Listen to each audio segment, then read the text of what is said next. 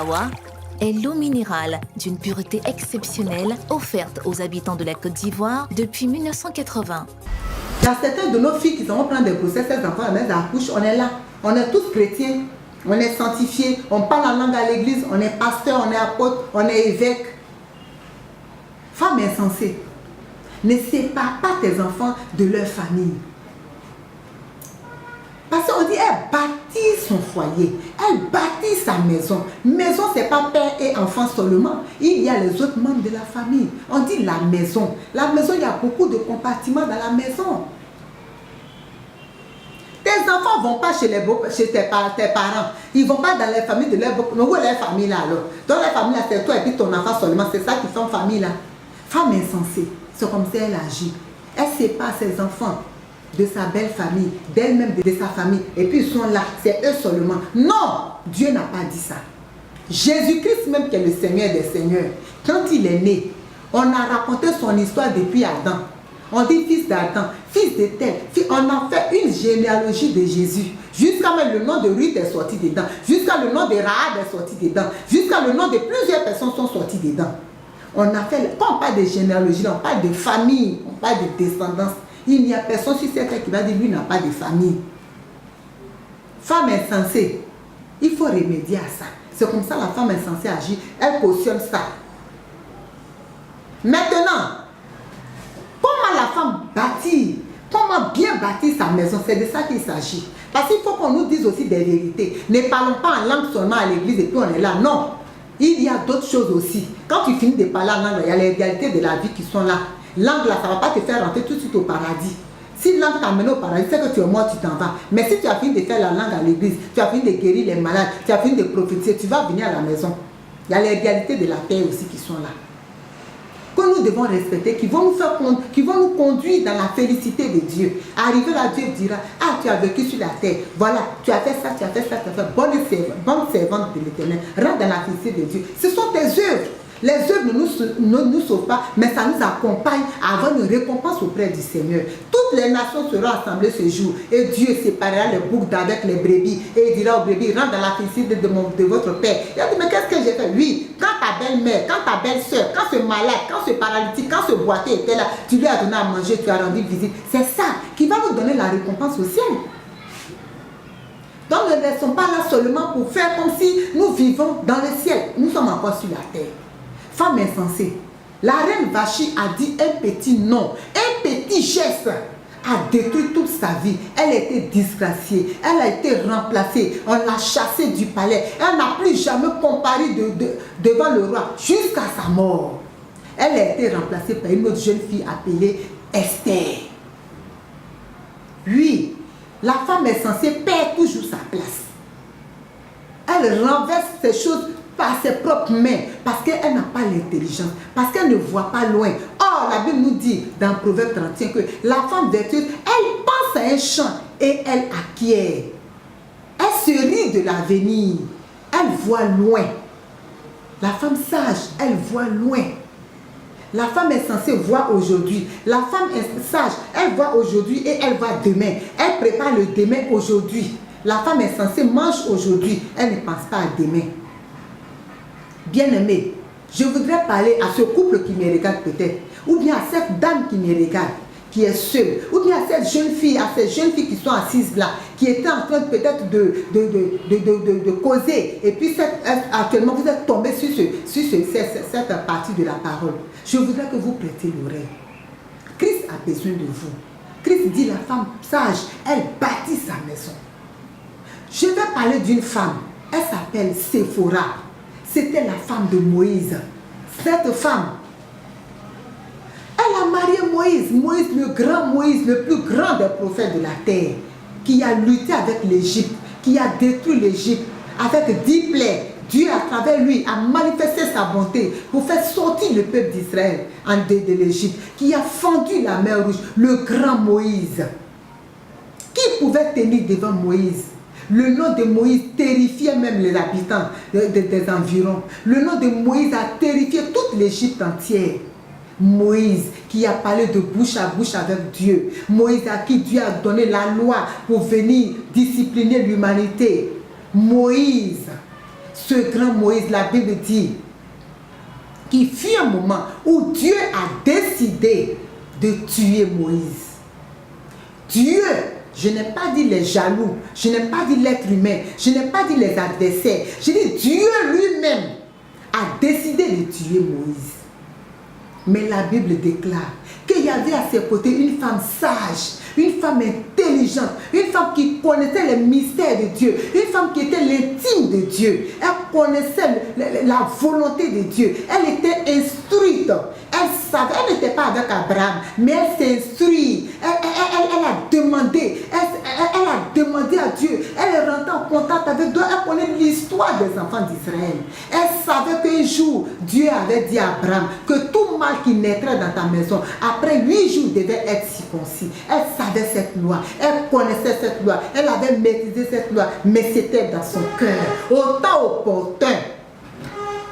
La femme sage, elle a des choses dans son cœur. Et quand le temps arrive, elle agit dans le temps. Elle agit dans le temps, dans la saison. Parce qu'elle agit avec Dieu. Quand on agit avec Dieu, on agit dans le temps, dans le moment, à la période. Quand le temps arrive, Dieu t'utilise. Alors le temps était arrivé pour Dieu d'utiliser cette femme distinguée. Cette femme particulière. Cette femme remplie de la vision de Dieu. Et cette femme, Dieu veut tuer son mari pendant la nuit. Elle dit, Dieu, tu ne vas pas tuer mon mari. Tu as tué mon mari, pourquoi? Moi, je connais la loi. Alors, cette femme, le grand Moïse, Moïse n'était pas circoncis.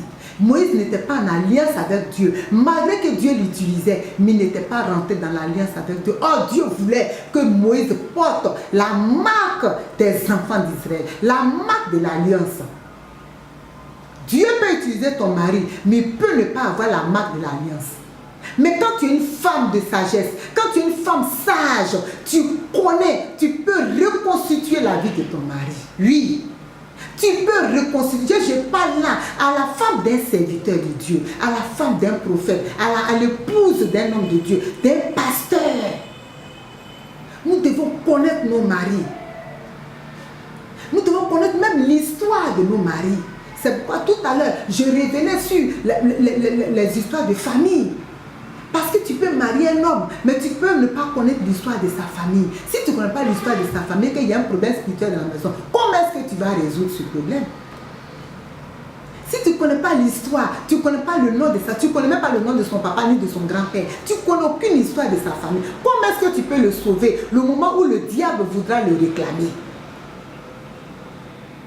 Parce qu'il y a des démons qui agissent après plusieurs années de ministère, qui viennent réclamer à cause de l'alliance que les parents ont tissée. Mais si tu ne sais pas ça de ton mari et que les démons viennent maintenant pour prendre ton mari, ce grand pasteur qui détruit les yeux d'être humains, qui prêche et qui crache le feu, si ça reste sur ça et que tu ne connais pas les autres détails, maintenant le jour de l'ombre de la vallée de la mort arrive.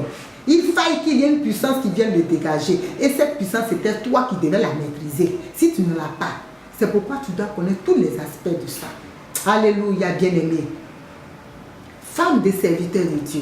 Femme épouse d'un chrétien simple. C'est à toi. Femme chrétienne, c'est de toi qu'il s'agit. C'est à toi que je parle.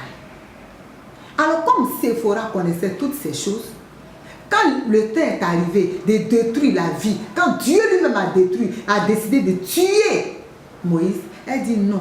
Elle a attrapé son mari. Je ne sais pas comment elle a fait. Parce qu'un vieux comme ça, le circoncis, je ne sais pas si elle a anesthésié, si elle a fait mais quelle est cette belle parole qu'elle a dite à son mari pour qu'il puisse céder.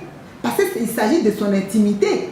Ce n'était pas devant tout le monde qu'elle devait le faire. Elle a peut-être pris pour l'amener dans une chambre, dans un lieu un peu retiré. Et puis parler à son cœur pour pouvoir lui permettre d'accepter toutes ces tactiques-là. Il faut la sagesse, il faut la soumission, il faut l'intelligence, il faut la présence de Dieu pour changer le cœur de ton mari à accepter certaines décisions qui sont utiles pour la famille.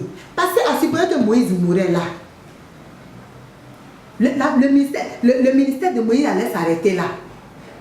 Il n'aurait pas accompli toute sa destinée. Et il y a des serviteurs de Dieu, il y a des maris qui meurent sans avoir accompli leur destinée. Parce que la femme qui était la canne dans leurs mains n'a pas joué son rôle. Elle bâtit son foyer. Elle bâtit la vie de ses enfants. Elle est une mère. Elle est une nourrice. Ou d'une nourricière. Celle qui fait tout. Elle apporte l'épanouissement dans la maison. Alors, Séphora a circoncis son mari. Elle a dit, tu es pour moi un époux de sang. Tu ne vas pas mourir comme ça. Mon mari, tu vas vivre. Et son mari a vécu jusqu'à ce que le temps que Dieu a prévu pour lui arrive pour pouvoir rentrer. Femme, sois comme Séphora. Refuse d'être vachie. Refuse de dire un nom qui peut détruire ta vie. Parce qu'il y a des noms qui construisent les vies, mais le nom de Vachi a détruit toute sa vie, toute son histoire, son image. Elle n'est même pas un bon témoignage. Son histoire s'est terminée comme ça. Sois comme Séphora. Bâtis ta maison, bâtis ton foyer, bâtis la vie de ton mari.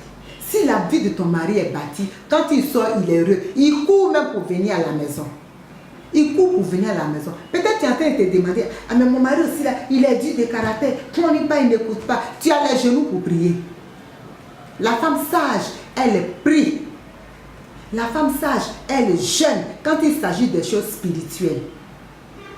Elle prie quand il s'agit des choses spirituelles. Parce que sans la prière, rien ne peut s'arranger sur cette terre. Parce que c'est la prière qui est parlée à Dieu, que Dieu écoute. C'est par la parole que Dieu a tout créé. Donc si nous voulons que Dieu fasse quelque chose dans nos vies, il faut que nous nous parlions. Et pour que nous parlions à Dieu, c'est la prière. La prière, pas de résistance devant la prière. Surtout si c'est fait selon la volonté de Dieu. Si c'est une prière qui construit, si c'est une prière qui édifie, si c'est une prière qui bâtit, si c'est une prière qui donne la vie, Dieu exauce automatiquement. De la même manière que la reine Vachi, lorsqu'elle a reçu l'appel et elle a dit non, de cette même manière, quand Dieu il reçoit une prière qui vient, qui touche son cœur de manière soudaine, de manière irrévocable, irréversible, il répond positivement pour satisfaire, pour faire du bien à ses enfants. Aucune femme ne peut demander quelque chose à Dieu selon sa volonté et puis Dieu va refuser. Femme, tu dois bâtir ta vie. Bâtir la vie de ton mari, bâtir ta maison. Et pour le bâtir, il faut la sagesse. Il faut la présence de Dieu. Il faut l'obéissance à la parole de Dieu. Il faut la soumission à son mari. Il faut le respect à son mari. Il faut lui donner une bonne éducation à ses enfants selon la loi de Dieu, selon les principes du Seigneur. Alléluia. Bâtis ta vie. Bâtis ton foyer. Dieu compte sur toi. Il y a plusieurs femmes qui ont bâti leur foyer et qui ont eu de bons résultats. Il y a eu plusieurs femmes qui se sont si mal comportées et qui ont détruit la vie de leur mari. À l'instar d'Ananias et de Saphira. Saphira et son mari. Son mari et elle se sont entendus pour mal agir. Bien-aimé, ne sois pas du côté de Satan pour agir infidèlement vers le Seigneur. Saphira pouvait dire à son mari, l'idée que tu as donnée n'est pas bonne.